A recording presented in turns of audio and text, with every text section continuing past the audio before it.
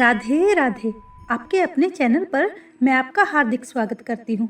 राधे कृष्ण आप सभी पर अपनी कृपा दृष्टि बनाए रखें।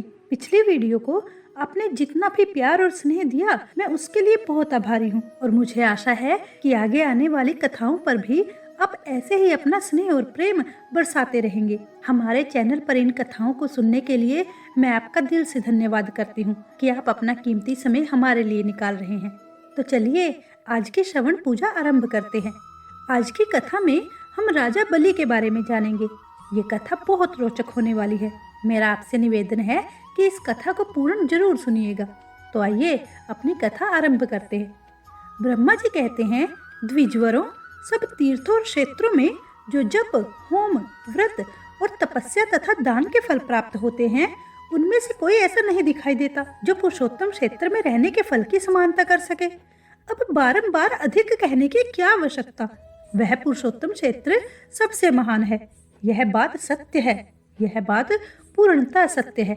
समुद्र के जल से घिरे हुए पुरुषोत्तम तीर्थ का एक बार भी दर्शन कर लेने पर तथा ब्रह्म विद्या का एक बार बोध हो जाने पर व्यक्ति फिर गर्भ में नहीं आता। जहाँ भगवान विष्णु का सन्निधान है, उस उत्तम पुरुषोत्तम क्षेत्र में एक वर्ष अथवा एक मास तक भगवान की उपासना करें। ऐसा करने वाले पुरुष ने जप, होम तथा भारी तपस्या की है। वह उस परम धाम में जाता है जहाँ साक्षात योगेश्वर श्री हरि विराजमान रहते हैं। तब मुनि कहने लगे, हे भगवान, हमें तीर्थ की महिमा का विस्तार पूर्वक श्रवण करने पर भी तृप्ति नहीं होती। आप पुनः किसी गोपनीय तीर्थ का वर्णन करें। ऐसा सुनने पर ब्रह्मा जी तब बोले, हे श्रेष्ठ ब्राह्मणों, पूर्व काल में देवऋषि नारद ने मुझसे यही प्रश्न पूछा था। उस समय मैंने प्रयत्न पूर्वक जो कुछ उनसे कहा था, वही आज मैं तुमसे कहता हूँ। नारद जी ने पूछा था कि जगतपते, स्वर्ग लोक, मृत्यु लोक और रसातल में कुल कितने तीर्थ हैं तथा सब तीर्थों में सदा कौन सबसे बढ़कर है। तब मैंने बताया था कि देवऋषि, स्वर्गलोक, मृत्युलोक और रसातल में 4 प्रकार के तीर्थ हैं। देव, आसुर, अर्ष और मानुष, ये तीनों लोकों में विख्यात हैं। जम्बू द्वीप में भारतवर्ष तीर्थ भूमि है। वह तीनों लोकों में विख्यात है। बेटा, वह कर्म भूमि है, इसलिए उसे तीर्थ कहते हैं। पहले मैंने तुम्हें जो बताया है, वे सब तीर्थ भारतवर्ष में ही हैं। हिमालय और विंध्य पर्वत के बीच में 6 ऐसी नदियां हैं जिनका प्राकट्य ब्रह्मा, विष्णु तथा शिव इन देवताओं से हुआ है। इसी प्रकार दक्षिण समुद्र तथा विंध्य पर्वत के बीच में 6 देव संभव नदियां हैं। ये 12 नदियां प्रधान रूप से बतलाई गई हैं। गोदावरी, भीमरथी, तुंगभद्रा, कृष्णवेणी, तापी और पयोष्णी ये विंध्य पर्वत के दक्षिण की नदियां हैं। भागीरथी, नर्मदा, यमुना, सरस्वती, विशोका और वित्सता ये विंध्याचल और हिमालय पर्वत से संबंध रखने वाली नदियां हैं। इन पुण्य नदियों को देव तीर्थ बताया गया है। गए, कोलासुर, व्रत, त्रिपुर, अंधक, हयमुद्रा, लवण, नमूची, श्रृंगक, यम, पाताल केतु, मय तथा पुष्कर, इनके द्वारा आवृत तीर्थ आसुर कहलाते हैं। प्रभास, भार्गव, अगिस्त, नर नारायण, वशिष्ठ, भारद्वाज, गौतम और कश्यप, इन ऋषि मुनियों द्वारा सेवित तीर्थ ऋषि तीर्थ है।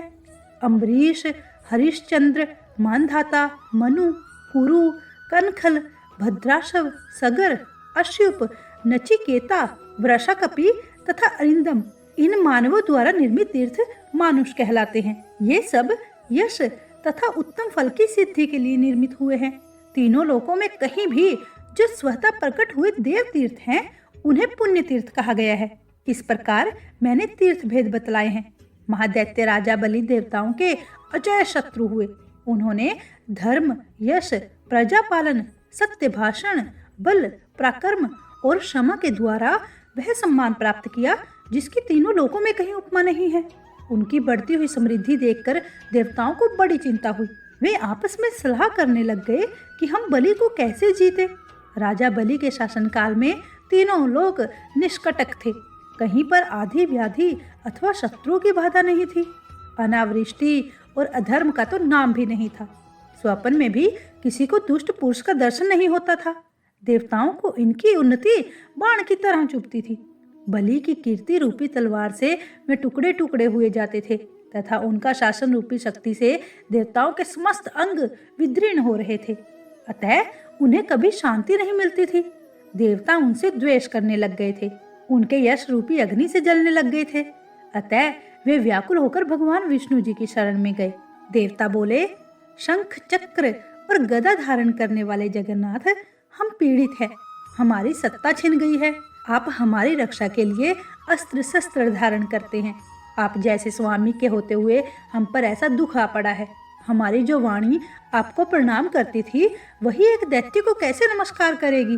सुरेश्वर, आपके ऐश्वर्य से पुष्ट हो अपने ही पराक्रम से तीनों लोकों को जीतकर हम स्थिर होंगे, दैत्यों को कैसे नमस्कार करेंगे। देवताओं का यह वचन सुनकर दैत्यों का संहार करने वाले भगवान ने देव कार्य की सिद्धि के लिए इस प्रकार कहा। श्री भगवान बोले, देवताओं, बलि मेरा भक्त है, उसे देवता और असुर कोई भी नहीं मार सकता। जैसे तुम लोग मेरे द्वारा पालन पोषण के योग्य हो, वैसे ही बलि भी है। मैं बिना युद्ध के ही स्वर्ग से बलि का राज्य छीन लूंगा और बलि को बांधकर तुम्हारा राज्य तुम्हें लौटा दूंगा। ब्रह्मा जी कहते हैं, बहुत अच्छा कहकर देवता स्वर्ग में चले गए। इधर देवताओं के स्वामी भगवान विष्णु ने अदिति के गर्भ में प्रवेश किया। उनके जन्म के समय अनेक प्रकार के उत्सव होने लगे। यज्ञेश्वर यज्ञ पुरुष स्वयं ही वामन रूप में अवतीर्ण हुए थे। इस समय बलवानों में श्रेष्ठ बलि ने अश्वमेघ यज्ञ की दीक्षा ली। प्रधान ऋषि तथा वेद वेदांगों के ज्ञाता पुरोहित शुक्राचार्य ने उस यज्ञ का आरंभ किया। स्वयं शुक्र ही यज्ञ के आचार्य थे। इस यज्ञ में भविष्य का भाग लेने के लिए जब सब देवता निकट आए, दान दो, भोजन करो, सबका सत्कार करो, पूर्ण हो गया इत्यादि शब्द यज्ञ मंडप में गूंजने लगे। उसी समय विचित्र कुंडल धारण किए शाम गान करते हुए वामन जी धीरे धीरे यज्ञशाला में आए। आने पर वह यज्ञ की प्रशंसा करने लग गए। शुक्राचार्य ने उन्हें देखते ही समझ लिया कि ये ब्राह्मण रूपधारी वामन देवता वास्तव में दैत्यों के विनाशक, यज्ञ और तपस्या का फल देने वाले और राक्षस कुल का संहार करने वाले साक्षात विष्णु हैं। बलवानों में श्रेष्ठ महातेजस्वी राजा बलि क्षत्रिय धर्म के अनुसार विजय होकर भक्ति पूर्वक धन का दान करते हुए अपनी पत्नी के साथ यज्ञ की दीक्षा लेकर बैठे थे और भविष्य का हवन करते हुए यज्ञ पुरुष का ध्यान कर रहे थे। शुक्राचार्य जी ने वामन जी को पहचान कर तुरंत ही राजा बलि से कहा, हे राजन, ये जो बोने शरीर वाले ब्राह्मण तुम्हारे यज्ञ में आए हैं, वे वास्तव में ब्राह्मण नहीं, यज्ञ वाहन यज्ञेश्वर विष्णु जी हैं। इसमें तनिक संदेह नहीं है कि ये देवताओं के हित करने के लिए बालक रूप धारण करके तुमसे कुछ याचना करने आए हैं। अतः पहले मुझसे सलाह लेकर पीछे इन्हें कुछ देना चाहिए। ये सुनकर शत्रु विजय बलि ने अपने पुरोहित शुक्राचार्य जी से कहा, मैं तो धन्य हूँ जिसके घर पर साक्षात यज्ञेश्वर मूर्तिमान होकर पधारते और कुछ याचना करते हैं। अब इसमें सलाह लेने के योग्य कौन सी बात रह जाती है। यूं कहकर पत्नी और पुरोहित शुक्राचार्य के साथ राजा बलि उस स्थान पर आए जहाँ अदिति नंदन वामन जी विराजमान थे। राजा ने हाथ जोड़कर उनसे पूछा, भगवन बताइए, आप क्या चाहते हैं। तब वामन जी ने कहा, महाराज, केवल 3 पग भूमि दे दीजिए और किसी धन की मुझे आवश्यकता नहीं है। बहुत अच्छा कहकर राजा बलि ने रत्न जटित कलश से जल लिया और वामन जी को भूमि संकल्प करके दे दी। सभी महर्षि और शुक्राचार्य चुपचाप देखते रहे।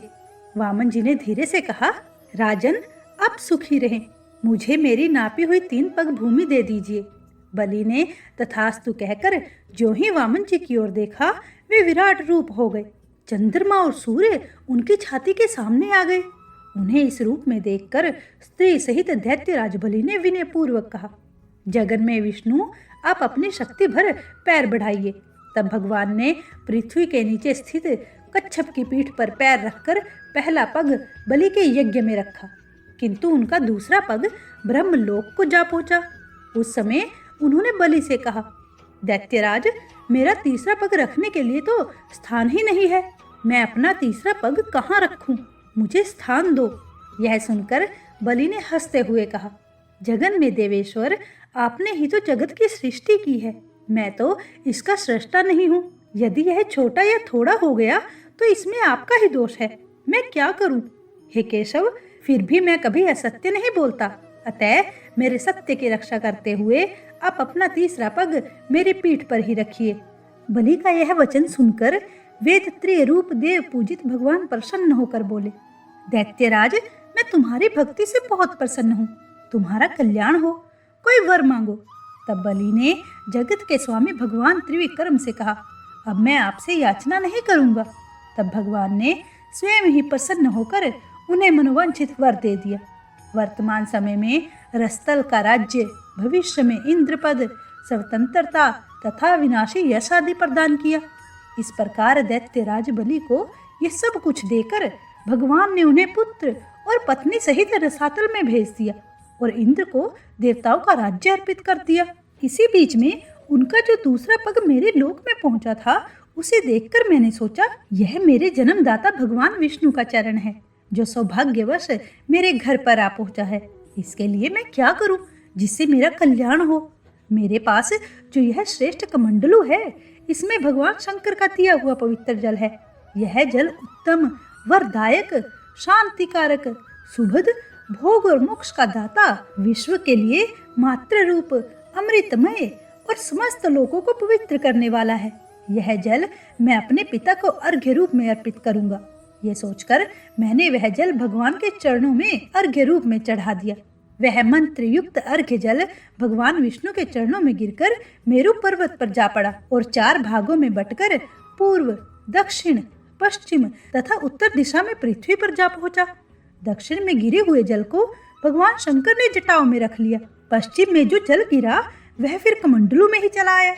उत्तर में गिरे हुए जल को भगवान विष्णु ने ग्रहण किया तथा पूर्व में जो जल गिरा उसे देवताओं, पितरों और लोकपालों ने ग्रहण कर लिया।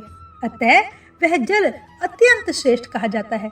भगवान विष्णु के चरणों से निकलकर दक्षिण दिशा में गया हुआ जल, जो भगवान शंकर की जटा में स्थित हुआ, पर्व के समय शुभ उदय करने वाला है। उसके प्रभाव का स्मरण करने से समस्त अभिलाषित वस्तुओं की प्राप्ति होती है।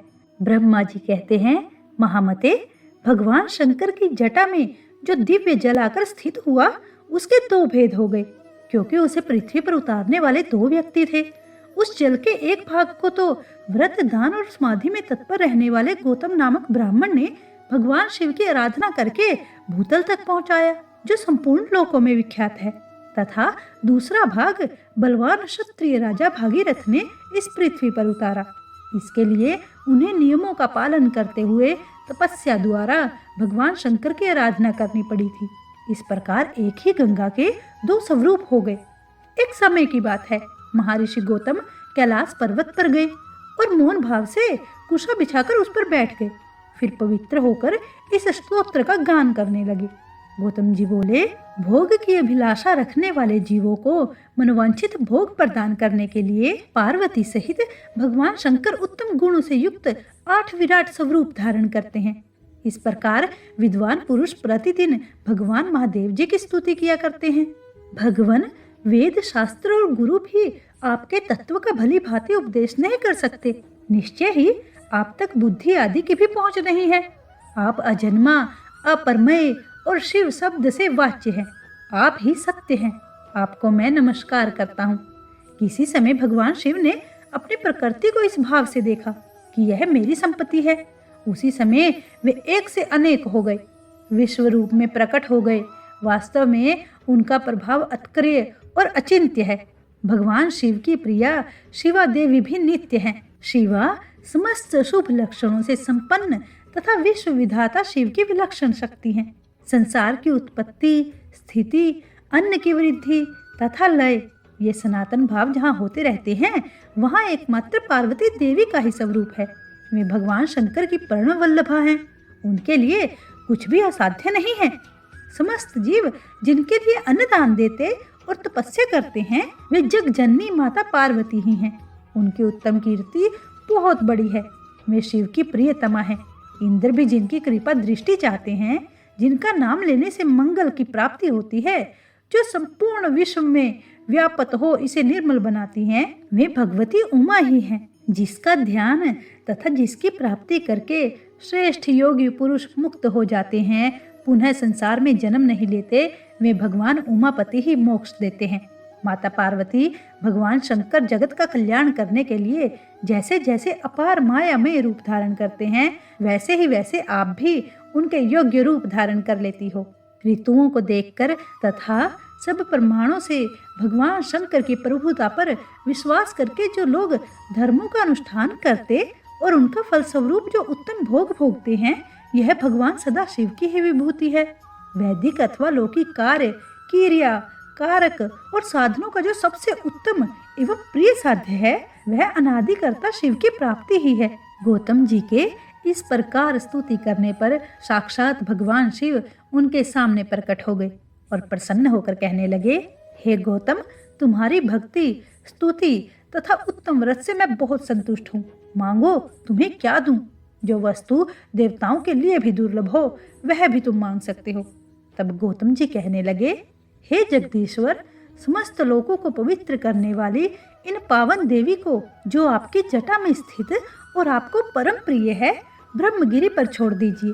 ये समुद्र में मिलने तक सबके लिए तीर्थ रूप होकर रहें। इनमें स्नान करने मात्र से मन, वाणी और शरीर द्वारा किए गए ब्रह्म हत्या आदि समस्त पाप नष्ट हो जाएं।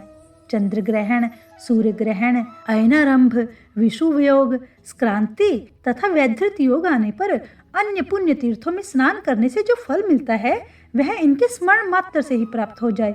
ये समुद्र में पहुंचने तक जहां जहां भी जाएं, वहां वहां आप अवश्य रहें। ये श्रेष्ठ वर मुझे प्राप्त हो तथा इनके तट से 1 योजन से लेकर 10 योजन तक की दूरी के भीतर आए हुए महापातक मनुष्य भी यदि स्नान किए बिना मृत्यु को प्राप्त हो जाए, तो वे भी मुक्ति के भागी हों। ब्रह्मा जी कहते हैं, गौतम मुनि की ये बात सुनकर भगवान शंकर कहने लगे, इससे बढ़कर दूसरा कोई तीर्थ ना तो हुआ है और ना ही होगा। ये बात सत्य है और वेदों में भी निश्चित की गई है। गौतमी गंगा सब तीर्थों में अधिक पवित्र है। यो कहकर वे अंतर ध्यान हो गए।